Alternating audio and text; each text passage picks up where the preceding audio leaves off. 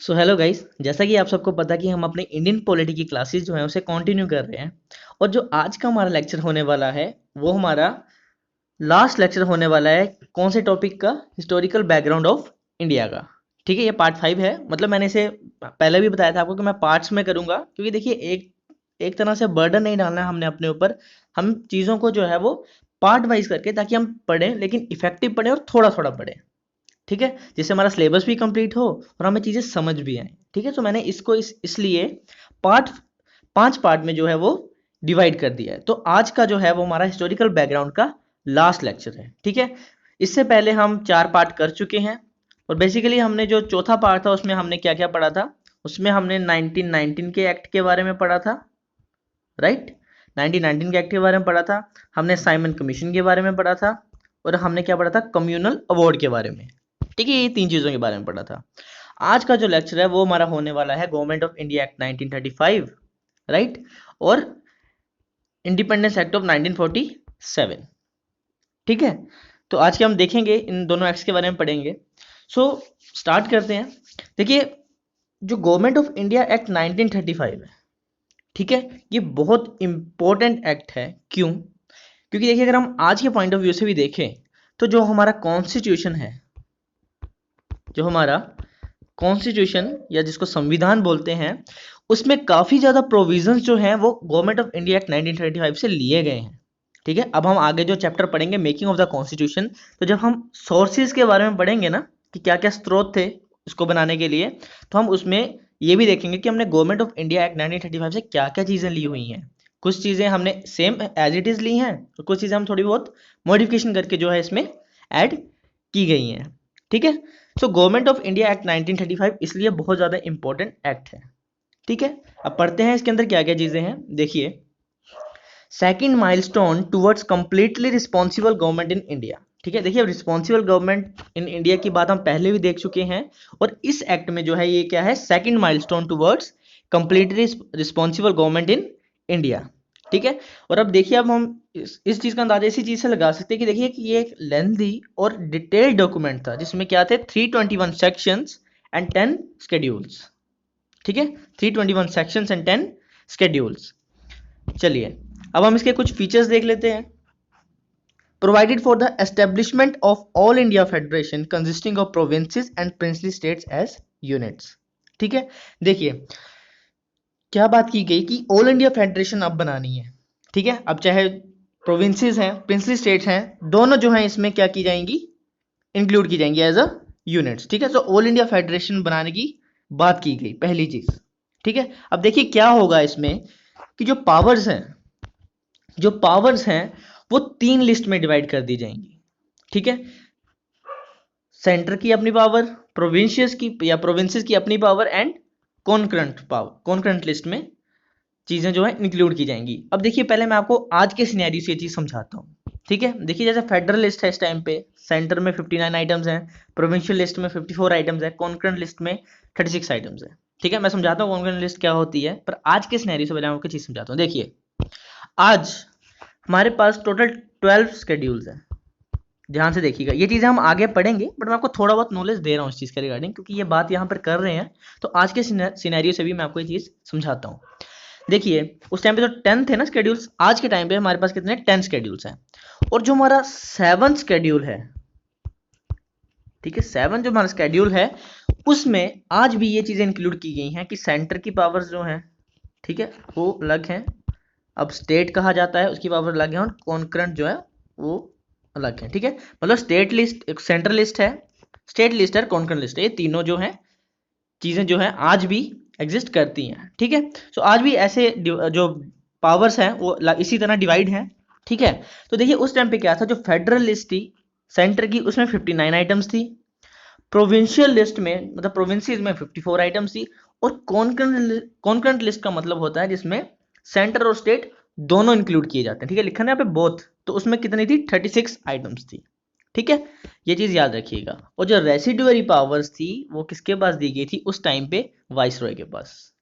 ठीक है, लेकिन अब देखिए बहुत इंपॉर्टेंट चीज है इसमें, और ऐसे क्वेश्चन भी बन जाता है कि देखिए, फेडरेशन क्या कभी एग्जिस्टेंस में आई थी? अगर ये क्वेश्चन स्टेटमेंट आ जाए कि फेडरेशन जो थी इस टाइम पे एग्जिस्टेंस में आई थी, तो मतलब वो स्टेटमेंट क्या हो जाएगी? गलत, क्योंकि federation never came into being existence as the princely states didn't join it.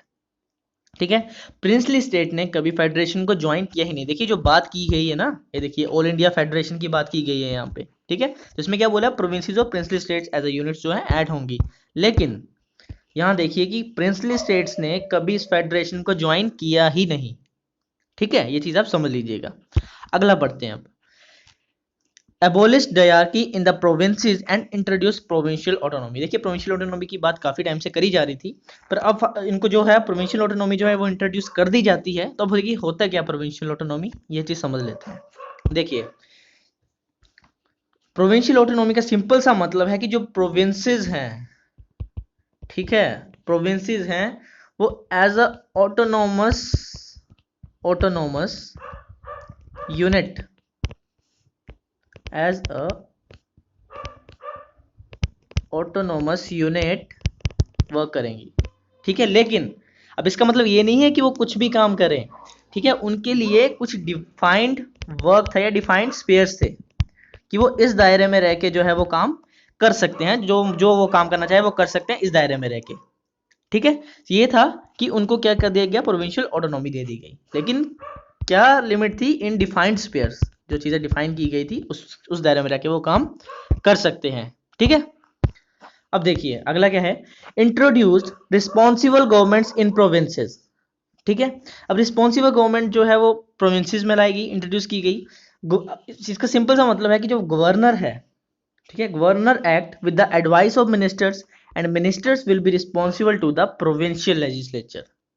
ठीक है, अब देखिए रिस्पॉन्सिबल गवर्नमेंट आएगी प्रोविंसेस में, तो सिंपल सी बात है कि जो गवर्नर है वो एक्ट करेगा with the advice of ministers, और वो जो भी मिनिस्टर्स हैं वो किसके लिए रिस्पॉन्सिबल होंगे, अब प्रोविंशियल लेजिस्लेचर के लिए। लेकिन अब यहाँ पे देखिएगा ये इफेक्ट में आती है 1937 में, 1935 में इसकी बात की गई, 1937 में ये इफेक्ट में आई, लेकिन 2 साल के अंदर इसे क्या कर दिया गया, अबॉलिश कर दिया गया। 1939 में क्या होगी, अबॉलिश होगी, खत्म हो गया। ठीक है, चलिए, provided for the adoption of diarchy at the centre. ठीक है, अब देखिए पहले हमने पढ़ा कि adoption of diarchy at province, पहले प्रोविंसेस में बात की गई थी। ठीक है, कि डायरकी लानी है, डायरकी मैंने आपको बताया था क्या होता है, कि जो सब 2 चीजों में डिवाइड कर दी जाते हैं, एक ट्रांसफर्ड हो जाते हैं और एक रिजर्व्ड हो जाते हैं। ठीक है, तो सेम यही चीज जो है वो किसमें की गई, सेंटर में की गई। ठीक है, ट्रांसफर अलग कर दी गई, रिजर्व अलग कर दी गई, बट याद रखिएगा ये सिर्फ बात ही की गई थी, ये भी कभी एग्जिस्टेंस में आई ही नहीं। ठीक है, नेवर एग्जिस्ट, ये कभी एग्जिस्टेंस में आई ही नहीं, मतलब डायरकी जो है वो सेंटर में कभी आई ही नहीं। ठीक है, बस एडॉप्शन की बात की गई थी, इसलिए हम लिखा है provided for the adoption of diarchy at the centre, right. Introduced bicameralism in 6 out of 11 provinces. ठीक है, अब जो 11 में से, याद रखिएगा 11 में से 6 ऐसे प्रोविंसेस थे जिसमें क्या लाया गया, बाइकैमरलिज्म लाया गया। ठीक है, अब वो 6 कौन कौन से थे, ये चीज आप याद रखिएगा।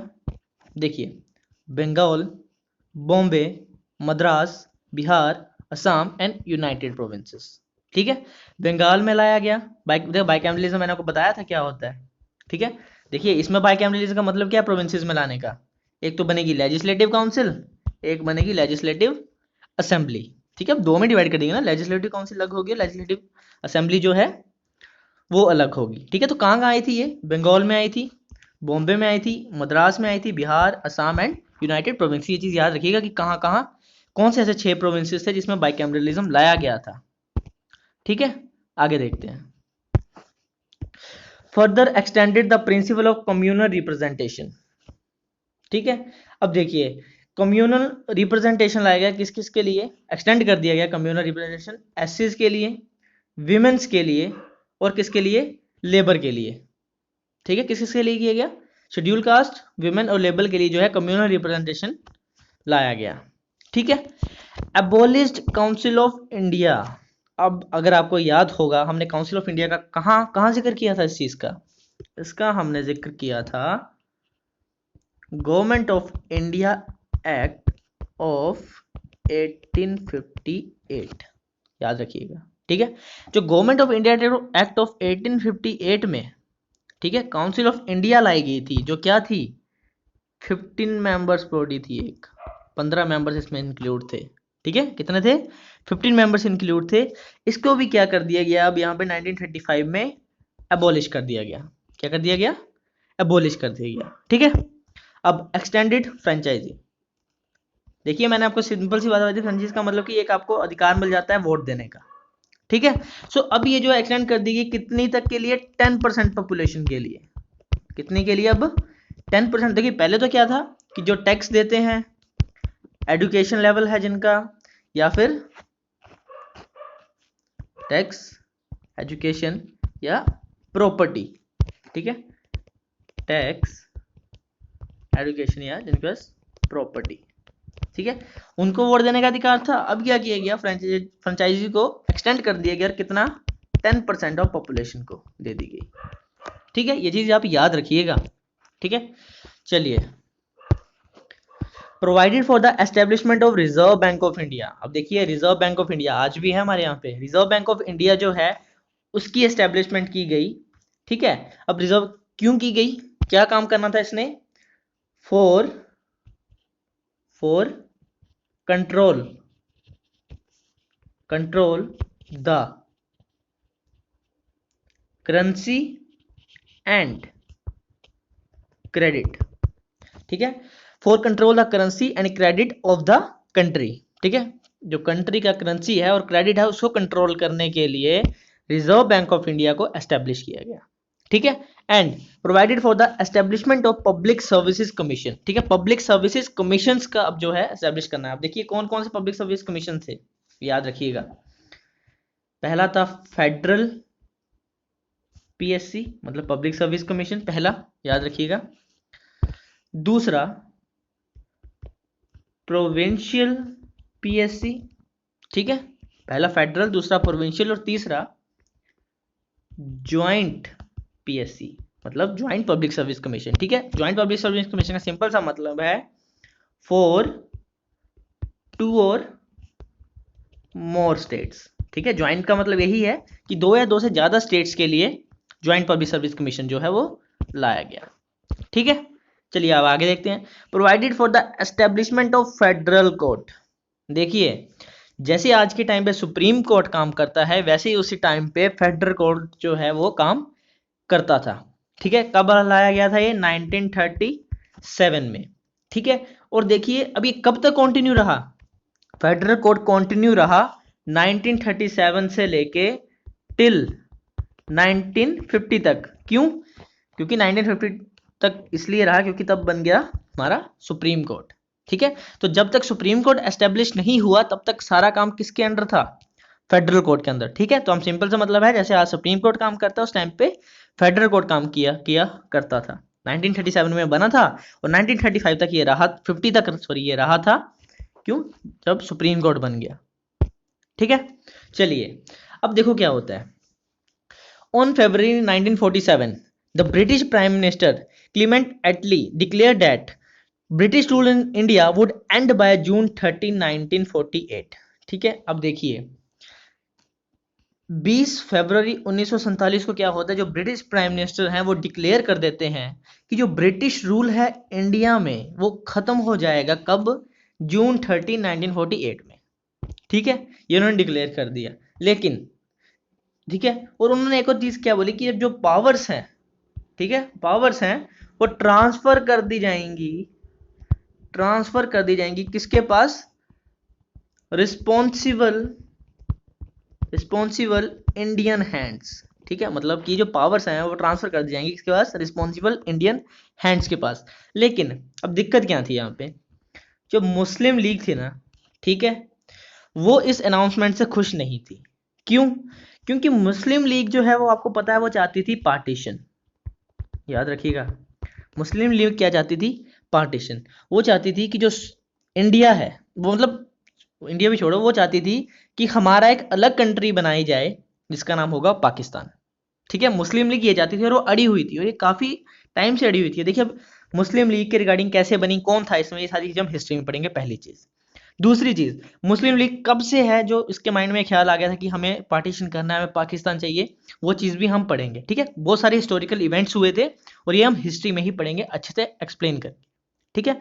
बट अभी हम हिस्टोरिकल एक्ट्स पढ़ रहे हैं तो थोड़ा बहुत नॉलेज हमें इस चीज का पता होना चाहिए, ठीक है। तो मैं आपको वही बता रहा हूँ। सो मुस्लिम लीग क्या होता है, मुस्लिम लीग चाहती थी पार्टीशन, ठीक है। सो अब देखिएगा, सो होता क्या है, ऑन जून 3 1947, ठीक है, British government made it clear that constitution framed by the Constituent Assembly of India formed 1946 cannot apply to those parts of the country which were unwilling to accept it। देखिए इससे पहले मैं एक और चीज बताना चाहता हूँ, जब मुस्लिम लीग ने बोला वो अलग क्या बोलते हैं उन्हें कंट्री चाहिए, ठीक है। तो होता क्या, देखिए जून 3, सेम जून 3 को क्या होता है 1947 को, ठीक है, वाइस रॉय, एक बहुत फेमस वाइस रॉय थे जिनका नाम था लॉर्ड माउंट बैटन, ठीक है, लॉर्ड माउंटबेटन, वो एक पार्टीशन प्लान के साथ आते हैं, ठीक है। किसके साथ आते हैं, एक पार्टीशन प्लान के साथ आते हैं, जिसे हम बेसिकली किस नाम से जानते हैं, माउंटबेटन प्लान, ठीक है, जिसे हम माउंटबेटन प्लान भी बोलते हैं, ठीक है। अब वो आ जाते हैं और देखिए वैसे तो कांग्रेस के काफी लीडर्स हैं, या फिर मैं सिंपल करूँ काफी उस वक्त के जो सिंपल लीडर्स भी थे, ठीक है, काफी लीडर्स थे। मैं इसको अच्छे से मैंने जैसे बताया एक्सप्लेन करूंगा हिस्ट्री में, पर हमको थोड़ा सा बता देता हूँ कि काफी लीडर्स थे जो पार्टीशन नहीं चाहते थे, वो चाहते थे कि हम सब जो है इकट्ठे एक साथ ही रहें, ठीक है, वो जो है पार्टीशन नहीं चाहते थे। बट मुस्लिम लीग इस तरह से अड़ा हुआ था कि कोई भी चीज आ रही थी, ठीक है, तो मुस्लिम लीग जो था या तो वहां पे शामिल ही नहीं हो रहा था, या तो किसी चीज में अगर उसमें उसके साइन जरूरी है तो वहां पे साइन भी नहीं हो रहे थे, हर चीज है, क्योंकि मुस्लिम लीग भी काफी बड़ी पार्टी बन चुकी थी, कांग्रेस के बाद जो थी वहां पे मुस्लिम लीग भी काफी बड़ी पार्टी थी, एक तरह से आप कह सकते हो, ठीक है। तो उसकी एग्जिस्टेंस होना भी जरूरी बन गई थी एक टाइम के लिए। सो क्या था कि मुस्लिम लीग अड़ी हुई थी कि पार्टीशन चाहिए, और लीडर्स थे कुछ काफ़ी ज़्यादा इंडिया से जो नहीं चाहते थे कि पार्टीशन हो। बट एट दी एंड जब माउंटबेटन प्लान आता है, पार्टीशन प्लान आता है, तो प्लान जो है वो प्लान नॉट प्लांट, जो प्लान है, ठीक है, वो एक्सेप्ट कर लिया जाता है कांग्रेस के द्वारा, ठीक है, एंड मुस्लिम लीग के द्वारा। दैट सिंपली मीन्स कि अब वो दोनों एग्री हैं कि चलिए कोई नहीं, पार्टीशन को होने दो, ठीक है।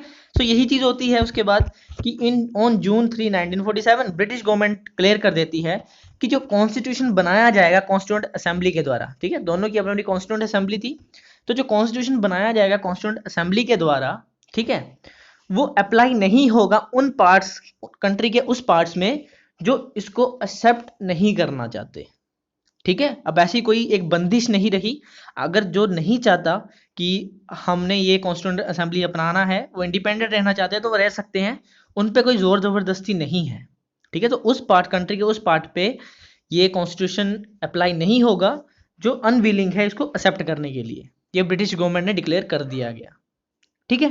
तो उसके बाद हमारा आता है independence act, Indian independence act of 1947, ठीक है। अब इसके फीचर्स देखते हैं। सबसे पहली बात बोली कि ended the British rule in India, ठीक है, क्या बोला, ended the British rule in India. That simply means कि इंडिया जो है अब वो इंडिपेंडेंट रहेगा, ठीक है, एंड सोवरन रहेगा। देखिए सोवरन का मतलब आपको सिंपल सा मतलब समझा रहा हूँ, सोवरन का मतलब होता है debt free from any foreign rule, कि अब उस पर कोई भी फॉरेन रूल नहीं है, इंडिया जो है अपने काम जो है खुद करेगा, ठीक है, सिंपल सा मतलब है ये। बाकी मैं आपको डेफिनेशन बताऊंगा आगे। ये सारी जो टर्म्स हैं, सोवरन, डेमोक्रेटिक, रिपब्लिक, ठीक है, सेक्युलर, ये सारी चीजें हम आगे पढ़ेंगे, ठीक है, कब ऐड हुई, ये सारी चीजें हम आगे पढ़ने वाले हैं। लेकिन सिंपल सी बात है, इस वक्त यही चीज बोली गई कि इंडिया जो है वो इंडिपेंडेंट है और क्या है, सोवरन है, मतलब free from any foreign rule, ठीक है। अगला देखते हैं, provided for the partition of India and creation of two independent dominions of the India and Pakistan, ठीक है। अब पार्टीशन कर दिया गया इंडिया का और दो इंडिपेंडेंट डोमिनियंस में उसको क्रिएट कर दिया गया, एक बना इंडिया और एक बना पाकिस्तान, ठीक है। Abolish the office of vice Roy, अब देखिए एबोलिश कर दिया गया वाइस रॉय का ऑफिस, ठीक है, और अब कौन आते हैं वाइस रॉय की जगह, क्या नया बनता है, गवर्नर जनरल, ठीक है। अब कौन सी न्यू पोस्ट आती है, गवर्नर जनरल, ठीक है। अब ये कौन अपॉइंट करेगा, अभी ब्रिटिश किंग अपॉइंट करेंगे, but on the advice of dominion cabinet. जो डोमिनियन कैबिनेट है ना, इंडिया और पाकिस्तान की डोमिनियन कैबिनेट, इंडिया की अपनी अलग, पाकिस्तान की अपनी अलग, ठीक है। इन कैबिनेट के एडवाइस पे जो है ब्रिटिश किंग जो है वो गवर्नर जनरल या अपॉइंट करेंगे, ठीक है। empower the constituent assemblies of the two dominions to frame and adopt any constitution for their respective nation, ठीक है। अब एक तरह से छूट दे दी गई कॉन्स्टिट्यूएंट असेंबलीज को, ठीक है। कॉन्स्टिट्यूएंट असेंबली इंडिया की अलग थी, पाकिस्तान की अलग थी, उन्हें खुली मतलब एक तरह से एम्पावर कर दिया गया उन्हें, ठीक है, डेट वो जो है अपना कॉन्स्टिट्यूशन फ्रेम कर सकते हैं, उसे अडॉप्ट कर सकते हैं अपने अपने नेशंस के लिए, ठीक है। चलिए आगे देखते हैं।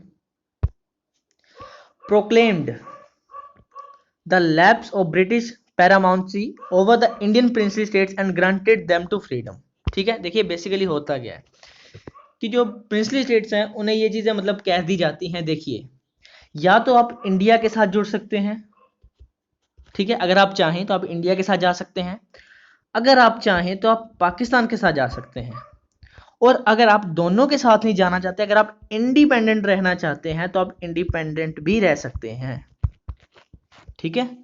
आप चाहें तो इंडिया के साथ जा सकते हैं, चाहे तो पाकिस्तान के साथ जा सकते हैं, और आप चाहें तो इंडिपेंडेंट भी रह सकते हैं, ठीक है। तो मोस्ट ऑफ द जो भी प्रिंसली स्टेट थी वो तो हमारे पास आ गई थी, पर 3 स्टेट्स को छोड़ के, ठीक है। अब वो कौन सी स्टेट्स हैं वो मैं आपको आगे बताऊंगा, ठीक है। ये बहुत एक इंटरेस्टिंग स्टोरी भी है, कह सकते हो आप, ठीक है, एक इंटरेस्टिंग स्टोरी भी है ये, ठीक है। तो मैं आपको बताऊंगा कैसे क्या चीजें हुई थी, ठीक है। पाकिस्तान जो सॉरी जम्मू एंड कश्मीर जो है, ठीक है, वो कैसे हमारा मतलब एक तरह से इंटीग्रल पार्ट टाइप हमारा मतलब एक तरह से बन गया था, क्या चीजें हुई थी, ये सारी चीजें जो है हम बताएंगे, ठीक है। 370 आर्टिकल 370 कैसे लगा, हर एक चीजें, ठीक है। चलिए, provided for the governance of each of the dominions and the provinces by the government of India Act of 1935 till the new constitution were framed, ठीक है। अब ये चीज बोल दिया गया कि जब तक आपका नया कॉन्स्टिट्यूशन नहीं बनता है, so government of India act of 1935 जो है, ठीक है, आप उसको एज अ अपना एक तरह से कॉन्स्टिट्यूशन आप उसको यूज कर सकते हो, जो क्योंकि जो उसमें लिखा है, ठीक है, जैसे आपका वो बन जाएगा उसके बाद फिर आप अपना न्यू कॉन्स्टिट्यूशन जो है वो अडॉप्ट कर सकते हो, राइट। आई होप कि आप ये चीजें समझ गए होंगे, ठीक है।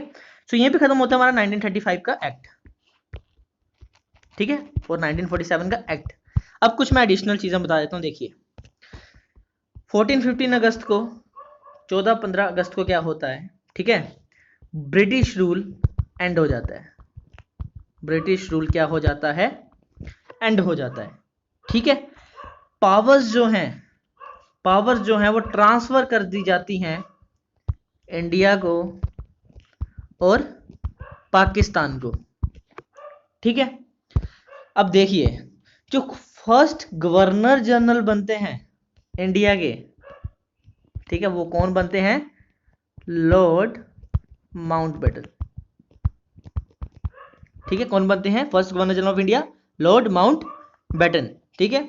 और जो फर्स्ट प्राइम मिनिस्टर होते हैं वो बनते हैं पंडित जवाहरलाल नेहरू। इनका नाम तो हम सब ने सुना है, और आई होप कि जब हम अपने स्कूल टाइम में पढ़ते थे तो असेंबली में कई बार क्विज़ वगैरह होती थी ना, पूछे जाते थे, तो ये क्वेश्चन बहुत पूछा जाता था कि first PM, first prime minister कौन थे हमारे, ठीक है। सो यहाँ भी आपको ये चीज़ें डिफाइन कर रहा हूँ डेट फर्स्ट प्राइम मिनिस्टर जो थे वो कौन थे हमारे, पंडित जवाहरलाल नेहरू, ठीक है। अब एक चीज़ याद रखिए, जो कॉन्स्टिट्यूएंट असेंबली थी ना, कॉन्स्टिट्यूएंट असेंबली थी, वही आगे चल के क्या बन जाती है, हमारे यहाँ की पार्लियामेंट, ठीक है, उसे क्या बना दी जाता है, पार्लियामेंट, ठीक है। अब पाकिस्तान के पॉइंट ऑफ व्यू से भी दो चीजें हम देख लेते हैं। जो फर्स्ट गवर्नर जनरल बनते हैं ना, ठीक है, वो बनते हैं मोहम्मद अली जिन्ना, और लिटरली इन्हीं का ही बहुत बड़ा हाथ होता है पार्टीशन कराने का। यही चाहते, मतलब और भी थे काफी लीडर्स मुस्लिम लीग के, बट ये जो थे एक बहुत मतलब काफी बड़े लीडर थे उस साइड के, मुस्लिम लीग के, और ये चाहते थे कि हमारा जो है अलग पाकिस्तान बन जाए, ठीक है। सो मोहम्मद अली जिन्ना गवर्नर जनरल बने, और फर्स्ट पीएम थे लियाकत अली खान, याद रखिएगा। कई बार अगर किसी ने मोहम्मद अली जिन्ना का नाम सुना है और उनको थोड़ा बहुत नॉलेज है तो वो ये चीज़ भी सोच सकते हैं कि फर्स्ट प्राइम मिनिस्टर शायद मोहम्मद अली जिन्ना ही होंगे, लेकिन नहीं, वो गवर्नर जनरल बनते हैं फर्स्ट, और जो फर्स्ट प्राइम मिनिस्टर बनते हैं पाकिस्तान के, वो बनते हैं लियाकत अली खान, ठीक है। सो यहीं तक जो है हमारी चीज़ें जो हैं वो ख़त्म होती हैं, राइट। तो जैसे कि आज हमने पढ़ लिया अपना गवर्नमेंट ऑफ इंडिया एक्ट 1935 और हमने पढ़ लिया इंडियन इंडिपेंडेंस एक्ट ऑफ 1947, ठीक है। और उसके बाद क्या क्या चीज़ें हुई, फर्स्ट गवर्नर जनरल कौन बना, पावर ट्रांसफर कर दी गई, फर्स्ट प्राइम मिनिस्टर कौन बना दोनों साइड से, वो सारी चीज़ें जो है हमने वो डिफाइन कर ली, ठीक है। सो आई होप कि आपको ये चीज़ें समझ आई होंगी, ठीक है। देखिए मैंने आपको पहले भी ये चीज़ बोली है कि मैंने पूरा पॉलिटी के पॉइंट ऑफ व्यू से हर चीज़ आपको जो है ढंग से बता दी गई है, ठीक है।